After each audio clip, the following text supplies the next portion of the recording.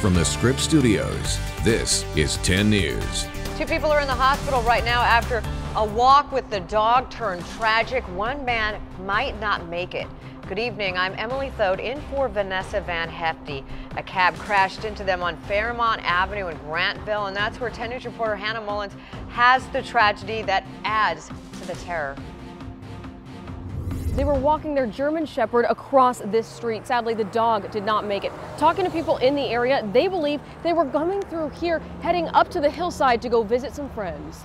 I'm really, heartbroken over his loss. But anyone and everyone can keep them in their prayers and keep them in their thoughts. A couple's early morning walk ended with horror on a highway off-ramp. The impact was so powerful, blood was splattered inside the cab after police say the man went through the windshield. He had a gruesome fracture to his lower leg and his brain started bleeding. I mean, all I know is they go by No Man and Squirrel. He goes by Rabbit, and he's trying to get his head around the heartache. He believes the homeless couple was coming to visit them in the hills. I honestly, I'm taken aback as to why they would have gotten hit. They're normally very, very, very cautious. But they were crossing several lanes of traffic where there wasn't a crosswalk. Just before the sun came up, terror came around the curve. The taxi was heading south when it slammed into them. It sent the German Shepherd flying a good 30 feet away. It's a sad loss that, Shadow died. A blanket was draped over his body as medics rushed the couple to the hospital. Shadow was one of the best dogs I've ever met. He one of the best watchdogs, light sleeper, but he was sweet as can be. Rabbit says their 3-year-old German Shepherd's life shouldn't have ended on the streets because that's where it started.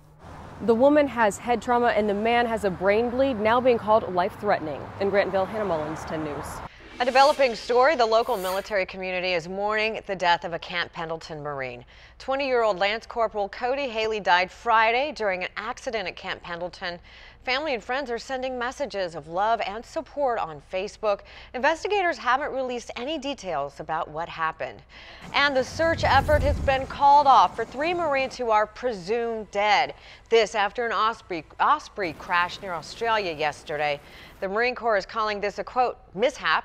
The helicopter was doing routine operations when it crashed into the water. 26 Marines were on board. 23 of them were rescued.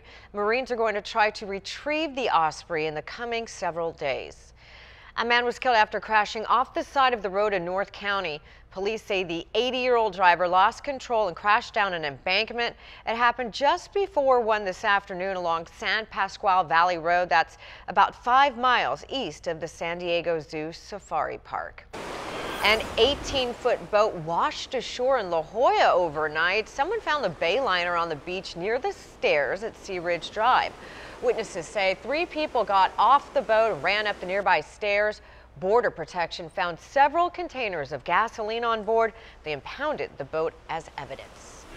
Right now, a massive cleanup underway across several states, slammed by tornadoes and heavy rain. In Oklahoma, buildings torn apart. ABC's Mark Remillard is tracking that widespread damage. Tornado warning, but no sirens, which is, fantastic. Sarcastic and nervous homeowners receiving phone tornado alerts but hearing no sirens, scanning the skies over Tulsa, Oklahoma in a powerful lightning storm. The National Weather Service confirming an EF2 tornado with wind speeds of at least 111 miles per hour, hitting businesses and restaurants. Dispatch started getting calls of people who were trapped in the restaurants because the roofs had started collapsing in on them. At least 24 people were injured and taken to hospitals, thousands without power. In New Orleans, up to 10 inches of rain falling in 3 hours, overwhelming pumps that are supposed to keep dry a city that's mostly located below sea level. It is not going to be able to pump that in an hour. It's going to take a few hours for that to be done. So much water came down in such a short amount of time that the only way to get around wasn't by land but by sea. Chris Amig got a flash flood warning on his phone, but he couldn't believe what he saw a little while later. It wasn't long, maybe an hour after, I just stepped outside and the street was flooded and my eyes just went down the street and I saw this and we had to come out here and pull the boats out. Torrential rains also hitting Kansas City, flash flooding shutting down Interstate 35 for a while. Mark Remillard, ABC News, New York. Now, fortunately, the majority of that moisture has made its way out of Oklahoma. It's moving east across the Great Plains into the Mississippi River Valley and up to the Midwest. So still dealing with a lot of storms in that area, and that's going to continue overnight. We have plenty of watches and warnings, mainly confined to northeast Texas right now. A severe thunderstorm warning, a flash flood watch, also an aerial flood warning in the greater Tulsa area. So that flash flood watch in Dallas, northeast Texas. Expecting more heavy rainfall overnight. No tornadoes likely for Tulsa yet, but certainly a different story here in San Diego. I'm tracking a warm up coming up in your 7-day forecast. All right, thank you, Jen. A dangerous chemical spill injures 12 people, including a firefighter. It happened this morning in the port of Long Beach. The Long Beach Fire Department tweeted out those photos right there. Officials say a flammable liquid leaked from a shipping container. 2 people were rushed to the hospital.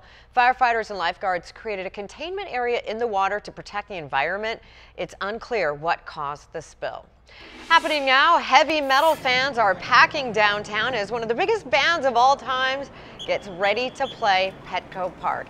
10 News reporter Laura Acevedo is there with the traffic nightmare that Metallica show is creating.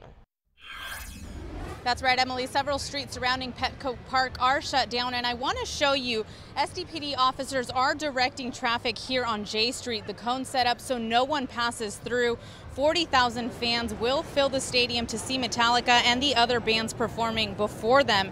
The city set up signs warning people about the street closures days in advance, but since we've been here, we've seen at least 2 cars getting towed. Fans I spoke to said finding parking was a nightmare. They told me it was all worth it. The sidewalks are full of people dressed in all black and their Metallica gear. We found a group who traveled from out of the country to see their favorite metal band. It's the first time we're going to. It's very excited. I'm not here from here. I come from Mexico to here just to see them.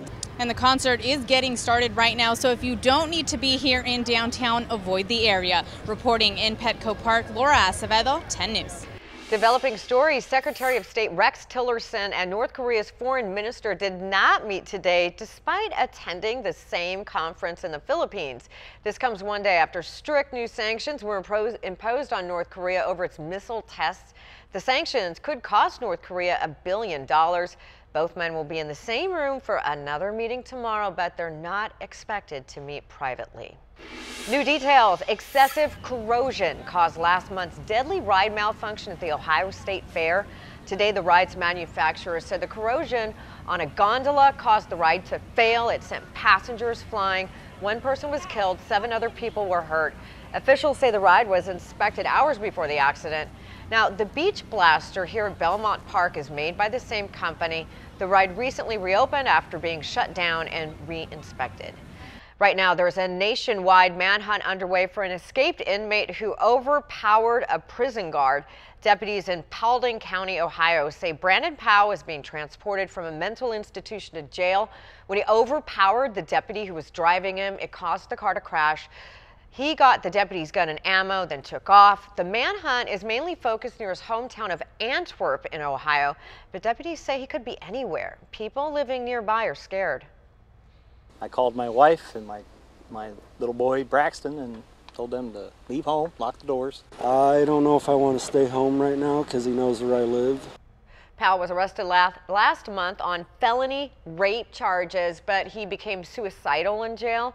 He had been released from a psychiatric hospital and was headed back to jail when he escaped.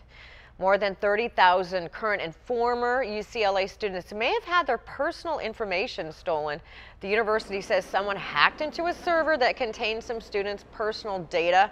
Officials don't believe the hacker got any really serious information, but UCLA is offering 1 year of free identity protection to anyone affected.